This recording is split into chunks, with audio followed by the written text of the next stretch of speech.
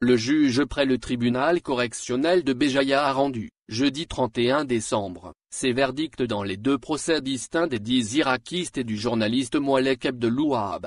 Ce dernier, poursuivi pour attroupement non armé, a été condamné par le juge à une amende de 50 000 dinars. Je vais faire appel, a déclaré Moualek à sa sortie de la salle d'audience. La même amende a été infligée aux 10 irakistes, dont l'un, Walid Madi en l'occurrence, est en détention à la prison d'Oued-Guir depuis le 3 novembre dernier. Dans son verdict, le juge a prononcé contre le détenu une peine de 6 mois de prison avec sursis et une amende de 50 000 dinars.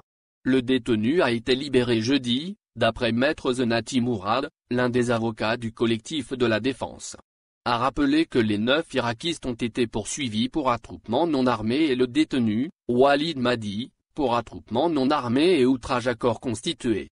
En outre, le procès de 10 présumés militants du mouvement pour l'autodétermination de la Kabylie, MAK, qui s'est tenu le même jour et devant le même tribunal, a été reporté au 28 janvier prochain. La juge a décidé de son renvoi sur demande formulée par le collectif des avocats de la défense. Nous avons demandé le report du procès parce qu'on ne peut pas plaider dans un tel climat, a déclaré Maître Ben Abdeslam, l'un des avocats du collectif de la défense.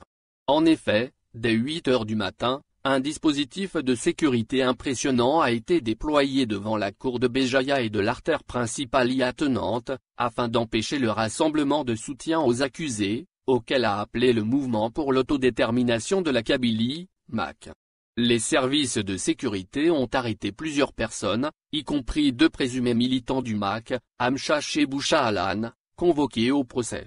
Selon une source sécuritaire, près d'une vingtaine de présumés militants ont été interpellés, puis relâchés après leur audition par la police.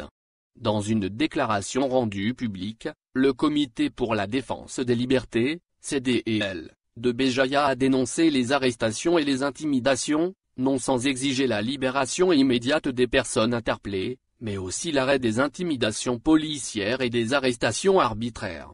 À noter que les 10 militants présumés maquistes sont poursuivis pour attroupement non armé et atteinte à l'unité nationale.